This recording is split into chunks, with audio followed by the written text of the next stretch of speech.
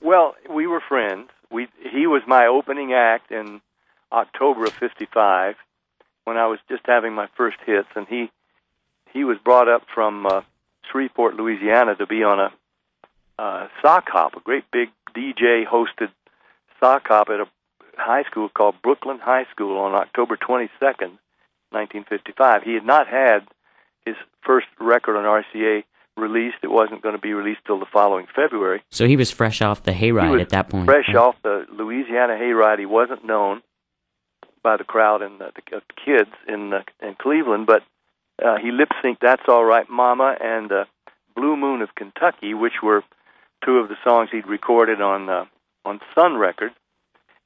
And even though the crowd didn't know him, and he was not doing music that sounded, really current, still he got them. I mean, they were fascinated with this kind of twitchy, good-looking guy with the hair hanging in his face and the collar turned up, and he wasn't doing all of his hip gyrations yet, but he was still a little hyper.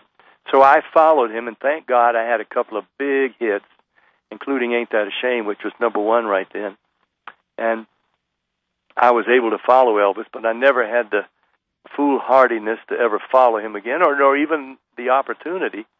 But we became friends. So after he'd had a bunch of hits, I decided I would do a tribute to him because he was a friend, and I would do my versions of his hit songs. And I was almost through, and we were doing light commercial jazz versions of the songs. And I met Colonel Tom Parker. I'd met him before, but, we had a good visit that time. I told him about the album we were doing. One of the legendary men behind the scenes. Oh, man, yeah. He was one of the best, shrewdest managers anybody ever had, and he was probably almost half the reason for Elvis's success. Another manager might have overplayed it and not known how to manage Elvis, but Tom Parker did. So when I told him I was doing this album, he says, "Oh, that's good." I said, "I'll tell the boy." He said, "He'll be pleased." He says, "Now we got to talk about royalty." And I said, "Oh, you're going to get lots of royalty because you publish all the songs, and in fact, Elvis is listed as co-writer on a bunch of them, and I'll bet that came as a big surprise to the other writers." Yeah, because he would go for every nickel he could get, Colonel Tom. So he said, you got to pay a royalty for the use of Elvis's name in the title. I said, "Are you serious? This is a tribute to him. What else could we call it?" He says, "Well, that's the best title, but he said with Elvis's name, it'll sell more records, so you have to pay a royalty." Well, I told Randy Wood of Dot Records, and smoke came out his ears. He said, "Scrap it. We won't do it." I said, "Oh, Randy, this is good. We're creating a wonderful album. Let's call it something else." He said, "What?" I said, "Pat Boone sings Guess Who," which is what we did call it. And then, as you say, with the song titles all listed, "Hound Dog, Teddy Bear," "Wear My Ring Around Your Neck, Don't Be Cruel." It couldn't be anybody but Elvis. Plus, I had a painter paint a portrait of me in a gold lame suit and Elvis pose with a guitar. And it was very clear that, and then on the back liner, the back of the album, I wrote the liner notes about my friend Guess Who'sley. And I never mentioned Elvis's name. And so it was ahead of its time. My fans weren't really ready to hear me sing Elvis's songs, and Elvis's fans weren't ready for that either. So even though I felt it was a great album, and I still do, one of the best I ever did, it was just too early. And now people keep finding out about it, and it keeps popping up, and people wanting it. And so I guess it's one of those things that'll just string out for, who knows, 30, 40 years. And so in 1997, you recorded the album, which has become infamous and famous, In a Metal Mood. Yep. Which was a hard rock and heavy metal album, playing those songs, and you sing them in your own style. Well, yeah, actually, they were hard rock, heavy metal classics, the songs, but what we did was take them a different direction. They were still rocking, but we added the heavy metal, big band saxophones, trumpets, trombones, and great drums, and brass section. And what we did were big band jazz treatments of those heavy metal classics, still with tremendous rocking beats, but with a whole different orchestral sound. And, I went on the American Music Awards with Alice Cooper to present the award for hard rock heavy metal, because Dick Clark, the producer, knew that my album of heavy metal classics was coming out the next day.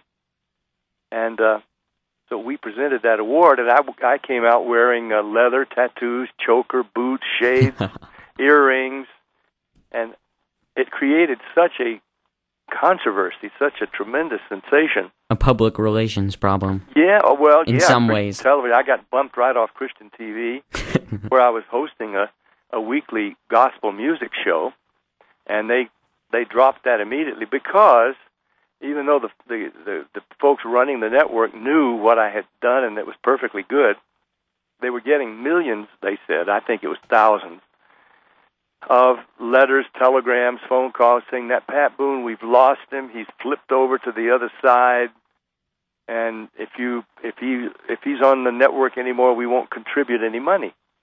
Well, of course, that spooked the folks running the network. And I laughed at the whole thing because I knew we'd get it all sorted out, and we did. And they reinstituted the show, and it's still on. Still runs in reruns after years now. Well, but I got a kick out of the whole deal. Well, because you intended the album to be funny in a way. You didn't? No, I didn't intend the album to be funny. I knew, because I was really serious about the music. There were great songs, great arrangements.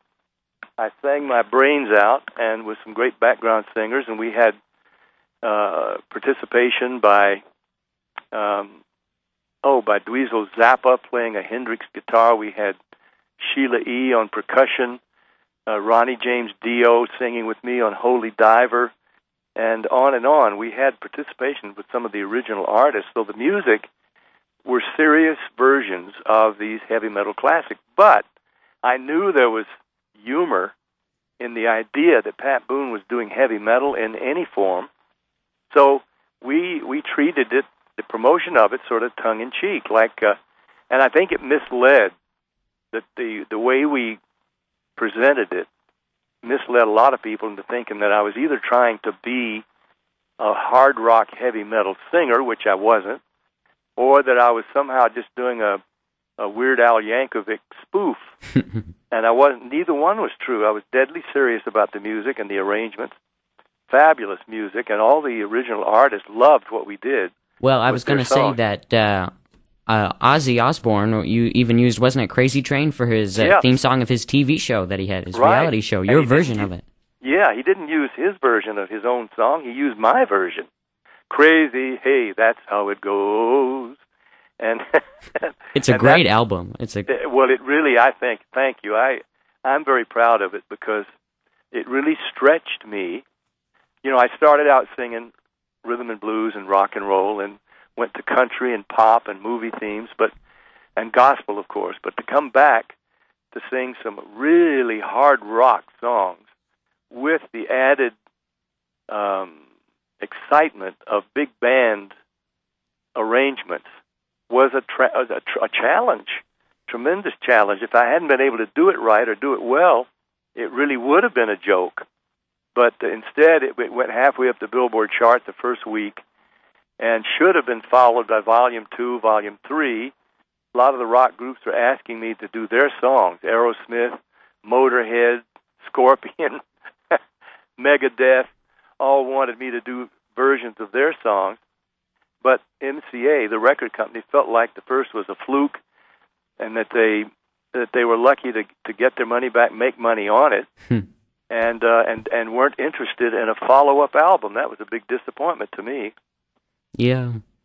I hate it when record companies seem to lose faith in something that works so great, Yeah, to not follow up with Volume 2 because we had all the additional interest and curiosity about what in the world does Pat Boone do with a Motorhead song.